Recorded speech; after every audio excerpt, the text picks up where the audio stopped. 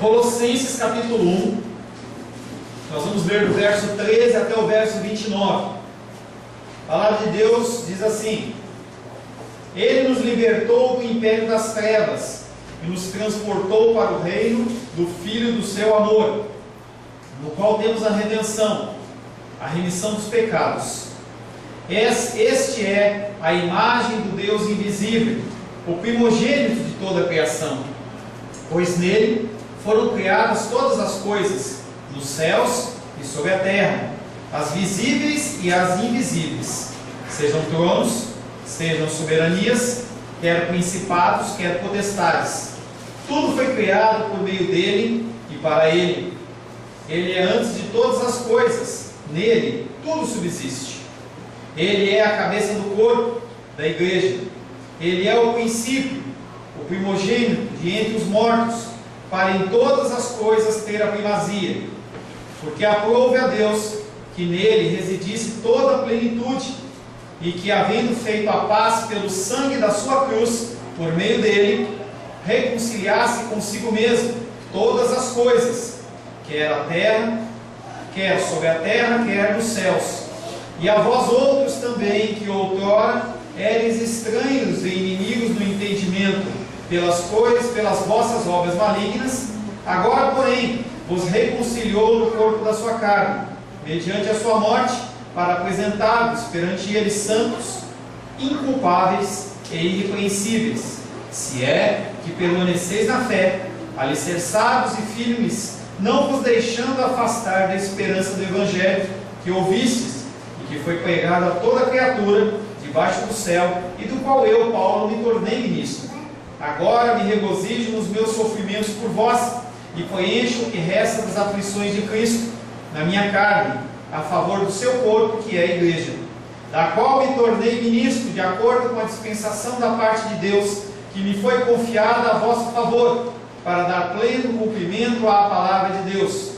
O mistério que estivera oculto dos séculos e das gerações, agora todavia se manifestou aos seus santos, aos quais Deus quis dar a conhecer qual seja a riqueza da glória deste mistério entre os gentios, isto é, Cristo em vós, a esperança da glória, o qual nós anunciamos, advertindo a todo homem e ensinando a todo homem em toda sabedoria, a fim de que apresentemos todo homem perfeito em Cristo, para isso é que eu também me afadigo, esforçando-me o mais possível, segundo a sua eficácia, que opera eficientemente em mim. Palavra do Senhor, amém? Amém. Senhor, em nome de Jesus, nós mais uma vez lemos a Tua palavra que é viva, eficaz, mais cortante que uma espada de dois gumes, Pai. Contamos com o Teu Espírito Santo para nos constranger, para nos levar ao arrependimento, para que também a Tua palavra nos traga conforto e ensino. Nós clamamos e necessitamos do Senhor. Sem a Tua presença, Espírito Santo, nós estamos aqui em vão. Sem a Tua presença, Pai querido, as palavras que são proferidas pela minha boca são palavras vãs, Pai. Não são nada mais do que o conhecimento humano, mas através do Teu Espírito nós podemos receber um recado santo provindo do Teu altar para as nossas vidas. Em nome de Jesus, amém. Glórias ao Senhor. Meditação no dia de hoje é nos versos 15, 16 e 17. O título da palavra de hoje é A Excelência de Cristo na Criação. Nós vamos falar bastante de Cristo. Você gosta de Cristo? Pois nós vamos falar bastante dele. A palavra se inicia falando que ele é a imagem do Deus invisível. Paulo chega ao ponto alto do seu discurso, daquilo que ele está falando para os colossenses, porque ele começa a falar sobre a glória de Cristo. Falando de imagem de Deus, nós podemos lembrar o momento da criação do homem. O homem que foi criado à sua imagem e à sua semelhança. Gênesis 1:27 diz: Criou Deus, pois o homem à sua imagem, a imagem de Deus o criou, homem e mulher os criou. Ele o chama a imagem do Deus invisível. Com isso quer dizer que é tão somente em Cristo E através de Cristo que o próprio Deus invisível se manifesta, em concordância com o que nós lemos em João 1,18, que diz: ninguém jamais viu a Deus, o Deus unigênito, que é Jesus, que está no seio do Pai, é quem o revelou. Então Deus, Ele cria o homem à sua imagem e semelhança, mas Ele é um Deus invisível.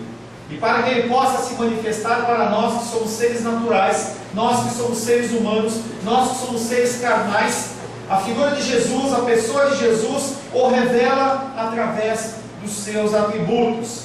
Antigamente, entre algumas pessoas que eram denominadas os arianos, e esses arianos nada tinham a ver com o pessoal de Hitler, mas esses arianos, eles confundiam a pessoa de Deus Pai com a figura de Deus Filho, dizendo que era um só. Quando falava de um, falava de outro. E nós temos o entendimento através da doutrina da Trindade, que não é uma doutrina fácil de você entender. Uma doutrina que fala que um ser indivisível, um ser uno, que é Deus, ele é tripartido, ele é dividido em 3 pessoas independentes: Deus Pai, Deus Filho e Deus Espírito Santo. Quando se fala de Cristo como imagem do Pai, não se faz uso do termo em relação à sua essência, à sua característica principal de ser Deus, mas faz referência a um Deus que se torna visível através do nosso Salvador. A sua essência, ela é sabedoria, é bondade, é justiça e é poder. E não é no sentido humano, mas no sentido perfeito de Deus. Os atributos de Deus, eles não podem ser comparados a nós. O amor de Deus é o amor de Deus e o nosso amor é o nosso amor. O nosso julgamento é o nosso julgamento. É um julgamento falho, é um julgamento que depende das nossas emoções. Nós temos o Sebastião, quase o AB, temos a Carol, que é advogada, e nós, como seres humanos, nós julgamos segundo os nossos corações, nós somos tendenciosos, e o Senhor não, Ele julga de uma maneira perfeita. Nenhuma criatura, ninguém pode representar Deus Pai. Não há nada que você possa inventar, nada que você possa fazer que represente o Deus invisível. Apocalipse capítulo 5, versos 2 a 4 diz: vi também um anjo forte que proclamava em grande voz: quem é digno de abrir o livro e de desatar os selos? Ora, ninguém no céu, nem sobre a terra, nem debaixo da terra, ninguém podia abrir o livro, nem mesmo olhar para ele.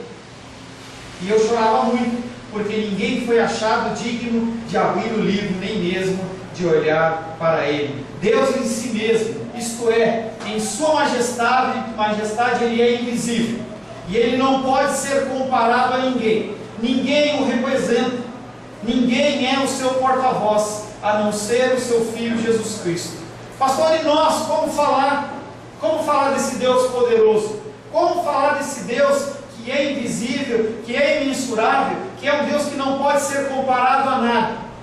Apenas citando através de Cristo. Através de Cristo nós temos a autoridade de falar em nome do Pai. Através de Cristo nós podemos chegar ao Pai. Nós podemos nos achegar ao Pai. O povo de Israel, no Antigo Testamento, eles só podiam ir ao Pai uma vez por ano, através de um sacerdote. Nós temos a liberdade de irmos ao Pai através do Filho. Ele é o primogênito de toda a criação. Muitos, quando ouvem que Ele é o primogênito da criação, eles acham que Ele foi a primeira criatura. Tem igrejas aí que acreditam que Jesus Cristo, Ele foi a primeira criação de Deus. Engano. Jesus Cristo, Ele é a força motriz, Ele é a matéria-prima, Ele é o verbo do Deus Altíssimo. João capítulo 1, verso de 1 a 3 diz: no princípio era o verbo, e o verbo estava com Deus, o verbo era Deus, Ele estava no princípio com Deus. Todas as coisas foram feitas por intermédio dele, e nada sem ele foi feito. E aí, quando você fala que ele estava no princípio, o princípio do quê? O princípio da eternidade, quando nada existia, quando não existia nada, só existia o Pai, o Filho e o Espírito Santo, o Deus Filho estava lá com o Pai, ele não foi criado, ele está lá desde sempre. Um versículo depois, que nós vamos tratar na semana que vem, ele fala que também ele é o primogênito dos mortos. Por ser o primogênito dos mortos e o primogênito da criação, as pessoas elas acham que Deus Pai, que Deus Filho, ele é uma criatura.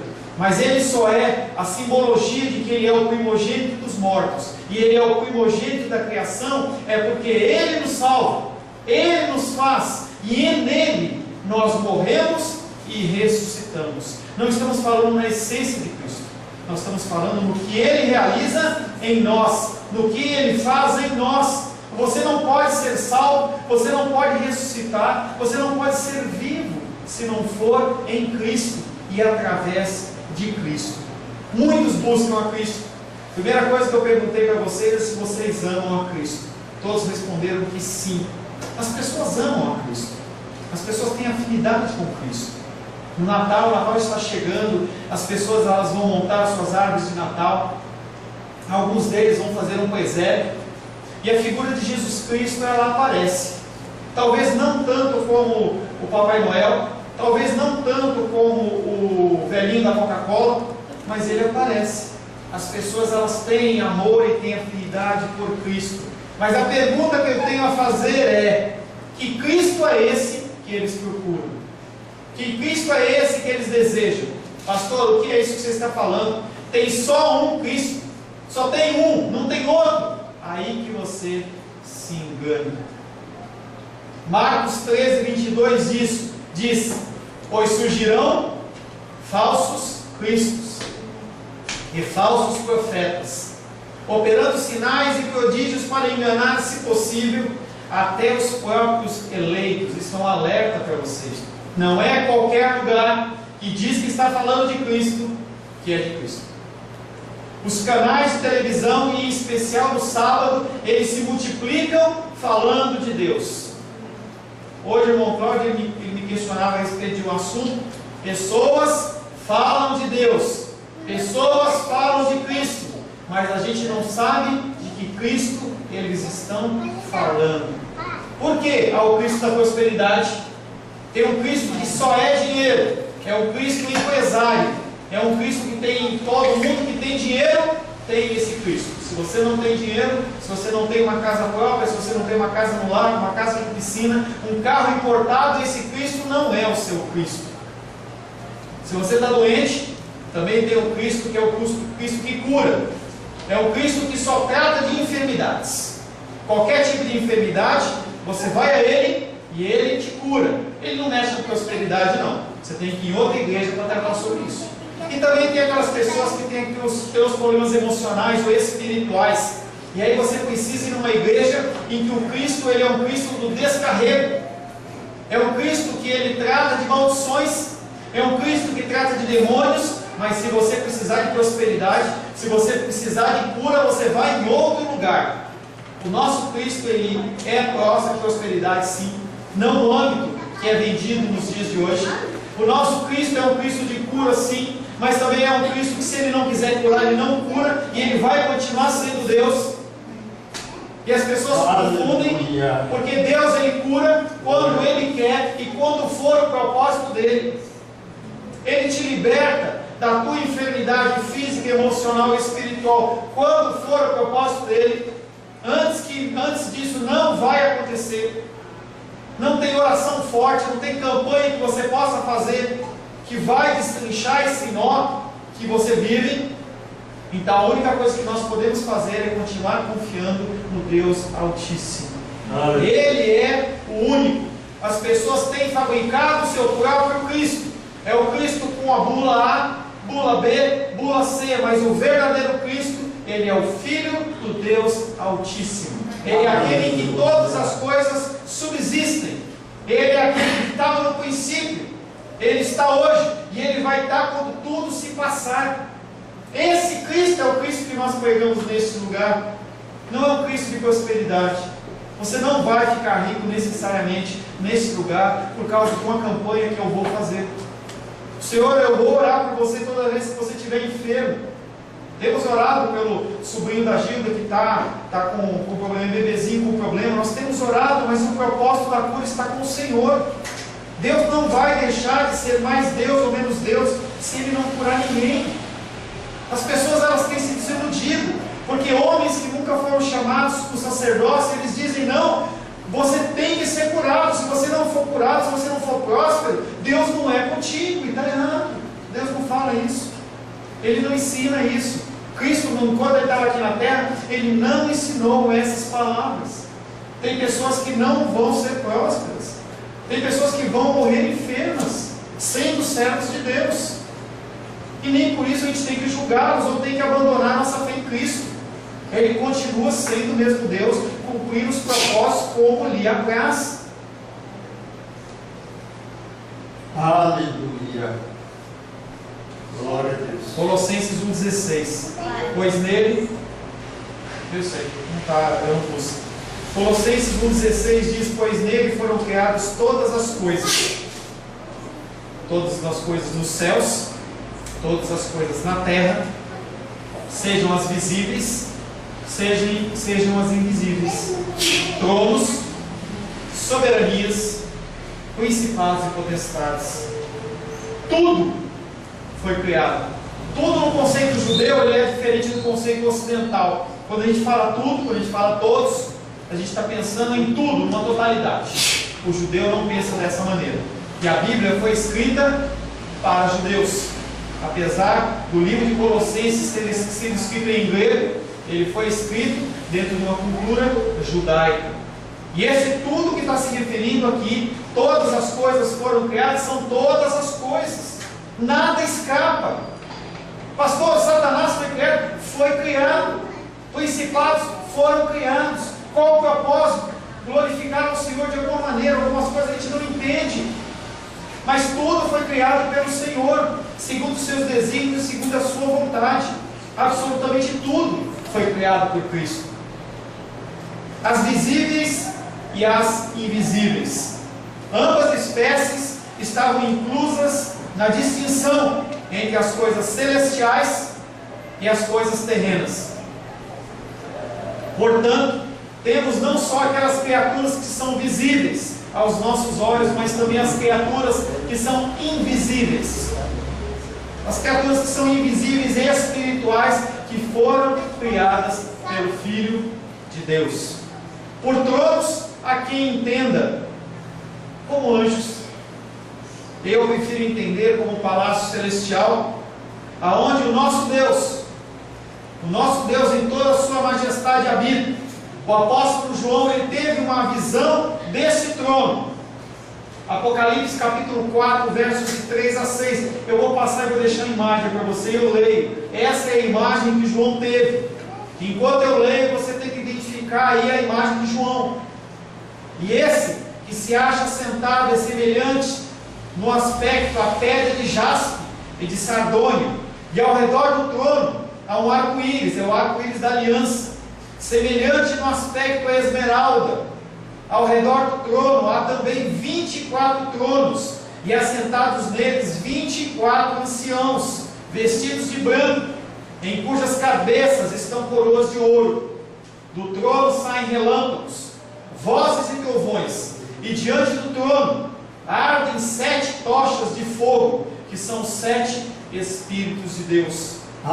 Adiante do trono como que mar de vidro, semelhante ao cristal, e também no meio do trono e à volta do trono 4 seres viventes, cheios de olhos por diante e por detrás deles. João teve uma visão semelhante a essa. Não foi essa a visão, mas é algo para você tentar contextualizar esse Deus lindo, maravilhoso, soberano, enorme, e que não pode ser medido, nem pode ser colocado forma. Mesmo nesse desenho você não vê imagem nenhuma, você vê apenas uma luz, porque o nosso Senhor, ele não pode ser representado. E as pessoas, elas olham para Deus e eles querem representar. E se você quiser representar qualquer maneira Deus, de alguma forma, que não seja através de Cristo, Cristo não é uma imagem também, você vai estar sendo uma pessoa que cria um ídolo, você cria uma imagem, algo que você precisa se apegar, algo que você precisa tocar, para você falar assim: não, nesse Deus realmente eu creio, porque nesse Deus eu posso tocar. O nosso Deus é muito mais que isso, Ele é imensurável.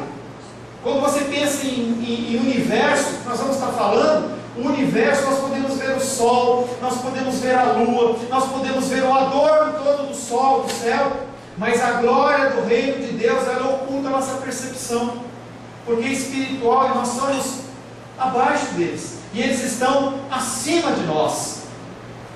Pelos demais termos, ele descreve os anjos, ele os chama de dominações, principados, potestades, não como domínios divinos. Quando a gente pensa em dominação, parece que você é o presidente, e aí você delega a autoridade para os governadores, e aí você perde parte do seu poder, você perde parte da sua autoridade. Não é o caso de Deus. Deus, quando Ele delega a autoridade, Ele não perde a autoridade. A glória continua sendo dele, o poder continua sendo dele. As pessoas não têm como usurpar isso, e os seres humanos, eles têm procurado usurpar isso. Você vê as pessoas buscando títulos, pastores, evangelistas, bispos, apóstolos, mestres, patriarcas, e cada vez mais as pessoas buscam títulos, buscando que a luz que deveria ser sobre Cristo é sobre eles. Se você olhar os grandes líderes das igrejas de hoje, eles são pessoas que querem ser adorados, pessoas que querem receber a glória para si. Se você quer a cura, venha na minha igreja, nesse lugar se cura. O Deus é onisciente, onipresente, onipotente. Como que é naquele lugar que cura? Ele cura em qualquer lugar que assim me aprover. Não depende de ser humano, não depende do ser humano. A gente viu que o Senhor já usou mula, o Senhor já usou seres inanimados, Ele usou sarça ardente para falar através do instrumento. Ele não precisa de mim para ouvir você. Nós temos o privilégio de sermos usados pelo Senhor. É uma honra, é uma glória. A gente está simbolizando, a gente está podendo ser porta-voz do Senhor. E as pessoas, elas não entendem isso. Elas acham que quanto maior cresce o ministério, quanto maior cresce a igreja, mais elas merecem honra. Se aconteceu, foi porque eu fiz. Nabucodonosor cometeu esse erro e ele foi transformado num animal, e por 7 anos aquele homem comeu grama, porque ele achou que a glória era dele. Apenas uma luz, apenas uma estrela, não há outra, a não ser aquele que diz em Apocalipse 22:16: eu sou a raiz e a geração de Davi, a brilhante estrela da manhã. Ele brilha em nós, Ele brilha em mim, Ele brilha em você, através de você. Ele brilha através de nós, para iluminar o caminho das pessoas que não conhecem ainda. O Senhor, Ele poderia ter escolhido os anjos, mas Ele escolhe a minha vida e a sua vida para brilhar a luz de Deus. Nós temos essa incumbência, nós temos esse propósito, dar testemunho através das nossas vidas. Nós temos que demonstrar muito mais do que falar de Jesus. Nós temos que demonstrar que Cristo é nas nossas vidas, através do nosso proceder, através do nosso falar, através do nosso jeito de ser. É assim que nós alcançamos, é assim que nós transparecemos Cristo. Podemos ser luz apenas de uma maneira: quando nós vivemos os seus planos e os seus caminhos. Quando nós não andamos nos seus planos, como nós não andamos nos seus caminhos, nós somos como pessoas cegas, que vão se tropicando, vão trombando, como cegos, pessoas andando sem nenhum destino, nenhum caminho. Os frutos que nós daremos em Cristo serão os frutos do Espírito. E eu digo para você: dobre-se, submeta-se, humilhe-se perante a boa, perfeita e agradável vontade de Deus para a sua vida. Pode ser que não esteja sendo agradável nesse momento, pode ser que você passe por uma luta e uma dificuldade. Talvez alguém na internet esteja passando por uma luta e dificuldade, como quando eu falei da boa, perfeita e agradável vontade de Deus. Um aluno lá de Uberlândia chegou para mim e falou: pastor, como que isso pode acontecer na vida de Oséias? A gente estava falando sobre Oséias. Oséias, ele foi obrigado, eu vou dizer, Deus fala assim: você vai e casa com uma prostituta. E Oséias foi lá e obedeceu ao Senhor. E aquela mulher, quando ele deixava de prestar atenção nela, ela voltava ao prostíbulo. E Deus falava: vai lá e busca ela de novo. E busca de novo. E busca de novo. E aquela mulher se vendendo lá. Chega ao ponto de ele ter que comprar ela de novo. Porque aquela mulher não queria ficar naquele lugar. Parece uma porca lavada. Se você pegar um porquinho, entendeu? O porquinho, levar para sua casa, lavar ele, der um banho bonitinho, colocar uma fitinha nele, ou um perfuminho nele, ele vai ficar na tua casa como se fosse um bode. Cachorrinho do irmão Cláudio. Ficaria lá com o cachorrinho igualzinho. Agora, a primeira chuva que tiver, primeira lama que ele vê, ele vai sair correndo e ele vai entrar na lama. Ele vai entrar na lama. E aquela mulher, ela ia de volta à lama. E aí o homem perguntava, o rapaz perguntava para mim assim: como é isso, pastor? Que vontade boa é essa? Que vontade agradável é essa? Que vontade perfeita é essa? E eu explicava para ele que nós não estamos aqui para ser felizes. Nós estamos aqui para cumprir a vontade de Deus. Se nós cumprirmos a vontade de Deus, se nós cumprirmos o nosso papel, nós somos felizes em Cristo. Nós temos paz em Cristo. Nós vivemos em Cristo. Essa é a nossa esperança. Tem que ser a nossa âncora. Tem que ser onde nós nos apoiamos. Porque se você começar a olhar para a vida das outras pessoas, você vai falar: ele é mais próspero, ele não passa luta, ele não fica doente, mas ele está cumprindo o propósito de Deus? Será que ele não está sendo como a erva, que num dia está bonitinha, depois ela é seca, queimada e jogada no fogo? O que você prefere? Você prefere ter uma herança espiritual eterna ou uma herança física apenas? Muitas pessoas preferem apenas a herança física. Se você chegar para as pessoas e falar assim: olha, você vai ter uma vida muito boa aqui na terra, e eu vou dizer para você que depois dessa vida, você não vai para o inferno. Você vai ter poder, você vai ter riquezas, você vai ter saúde, beleza, mas quando você for para a glória, você não vai ver Jesus, você não vai ter contato com Deus. Eu digo para você que uma grande parte da igreja cristã evangélica vai falar assim: tudo bem, eu estou nesse barco, eu quero esse caminho. Para que eu vou querer ficar com Jesus na glória? São coisas que a gente não consegue medir hoje, mas são coisas que vão fazer falta, vão fazer a diferença na eternidade. Colossenses 1,17 é o último versículo que nós vamos meditar.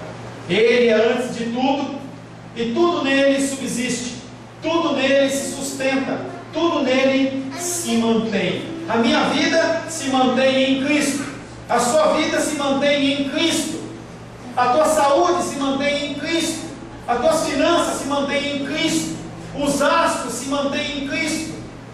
Nós rodamos em volta do Sol de uma maneira perfeita em Cristo, porque se a rotação da Terra ela mudar 1/1000 de grau, nós morremos queimados ou congelados. Porque se você aproximar a Terra do Sol um pouquinho que seja, nós morremos. Porquinho não, pouquinho. Desculpa. Nós subsistimos em Cristo. Tudo em Cristo. Pastor, tudo é Cristo agora? Tudo é Cristo.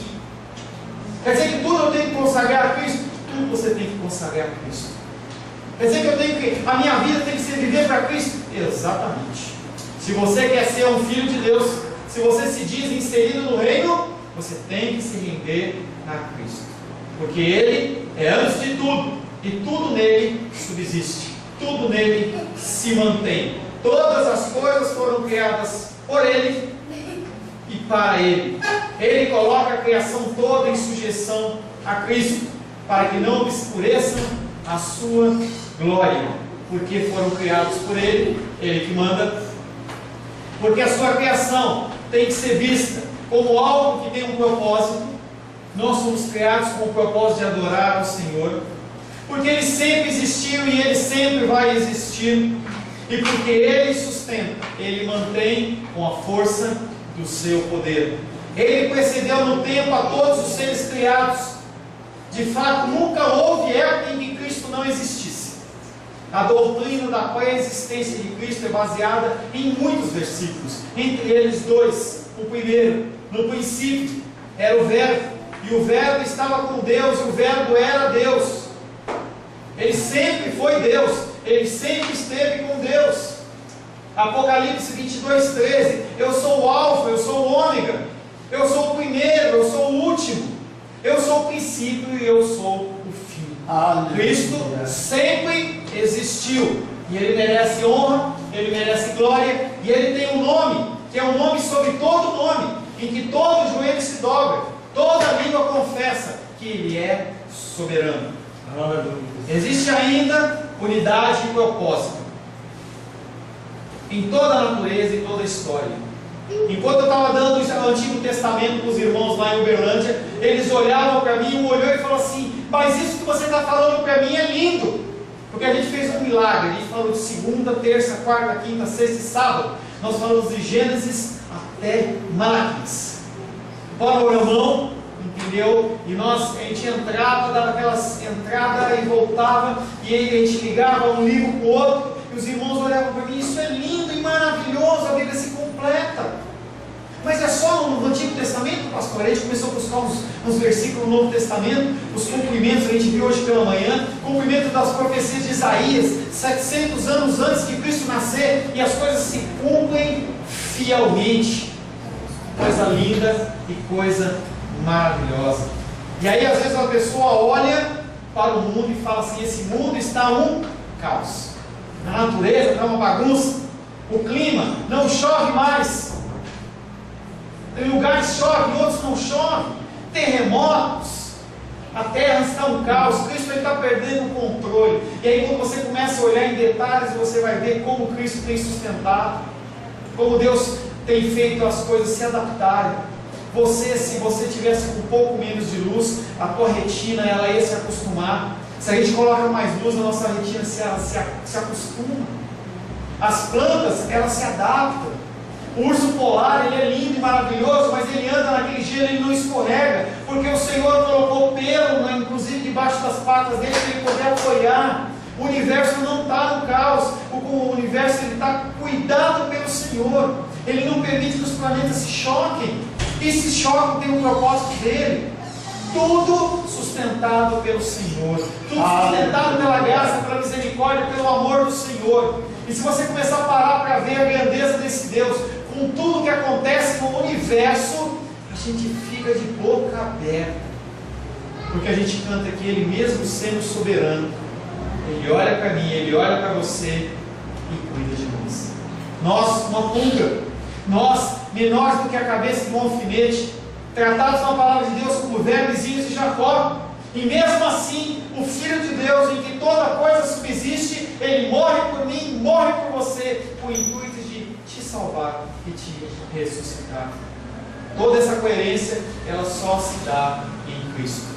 Nosso Jesus é tudo em todos. Nós somos ensinados desde pequeno a nós sermos o número 1. Você tem que vencer, você tem que ser o melhor, você tem que, enquanto você não chegar no topo, você não tem que parar. Mas sem Cristo nós não podemos fazer nada. Você pode até atingir. E aí eu tenho visto alguns testemunhos de mulheres que são executivas e multinacionais, ganham em dólar, ganham milhares de dólares, centenas de milhares de dólares por ano. E aquelas mulheres, quando param para dar um depoimento, elas olham e falam assim: na verdade, o que eu gostaria de ser era uma mãe de família. Eu gostaria de ter um filho, gostaria de ter um marido que cuidasse de mim. E aquelas mulheres em que elas não encontraram essa bênção, elas buscam outras coisas. E eu não estou dizendo que a pessoa não pode ser solteira, nem isso que eu estou dizendo. Eu estou dizendo que às vezes a pessoa procura a satisfação em coisas seculares que não vão dar prazer. A pessoa começa a buscar. Tem pessoas que buscam em drogas, tem pessoas que buscam em bebidas, tem pessoas que buscam em pornografia. Mas sem Cristo não há satisfação, não há nada a ser feito. Nossos planos se frustram, nós nos desesperançamos, tropeçamos e caímos. Na história do povo de Israel, quando havia dependência em Deus, nos seus propósitos, a vitória era certa. O Senhor era aquele que guerreava por aquele povo. Mesmo se o povo guerrear, Ele colocava confusão no meio do arraial, Ele jogava o maná para aquelas pessoas se alimentarem. E a gente acha que esse Deus é diferente conosco. Por quê? Por que a gente anda ansioso? Por que a gente anda preocupado? Por que a gente acha que esse Deus ele esqueceu de nós? Esse pensamento pode sair da sua boca, pode ficar apenas na sua mente, mas ele existe quando a luta vem. E Ele diz essa noite: eu tenho cuidado de vós, eu tenho sustentado, eu tenho livrado de enfermidades, algumas eu tenho permitido para que o meu nome seja glorificado, eu tenho livrado de acidentes, eu tenho livrado de balas perdidas, de homens sanguinários, eu tenho poupado você da seta que voa ao meio-dia, eu tenho poupado você. Cristo fala isso para você essa noite. Nós temos que buscar a Deus e a sua vontade, e assim nós teremos uma vida que exalta ao Senhor, cumprindo o nosso propósito maior, que é única e exclusivamente glorificar a Deus. Amém? Feche seus olhos.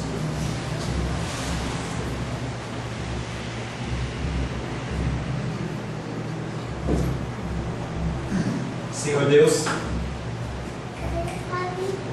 te louvamos, te adoramos e te bendizemos.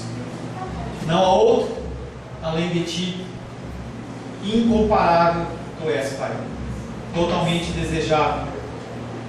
Tu és o único Deus vivo, tu és aquele que reina, tu és aquele que é para sempre. Nós, Pai querido, nos curvamos à tua vontade, nós nos submetemos aos teus desígnios, pedimos que o teu Espírito Santo nos dê forças, porque nós em nós mesmos, Pai, nós não conseguimos orar, nós não temos prazer na tua palavra, nós não desejamos, Pai querido, perder ou investir horas e horas num relacionamento com o Senhor. Nós não conseguimos despertar pelas manhãs, Pai, e te agradecer pelo dom da vida. Nós somos infiéis e nós sabemos disso, Pai. Como publicano, nós batemos no peito declarando que nós somos realmente pecadores. Através do Senhor, Pai, nós podemos ser redimidos. Através do Senhor, nós podemos ser justificados. Através do Senhor, Pai querido, nós podemos ter o nosso corpo corruptível, um corpo incorruptível. Através do Senhor, nós podemos passar a eternidade contigo. Pai, nós dependemos de Ti, clamamos por Ti e dependemos do Senhor. Que o Senhor possa agir nas nossas vidas mais e mais, Pai, e nós possamos nos amoldar ao que o Senhor espera de nós, Pai. Em nome de Jesus, amém. Amém.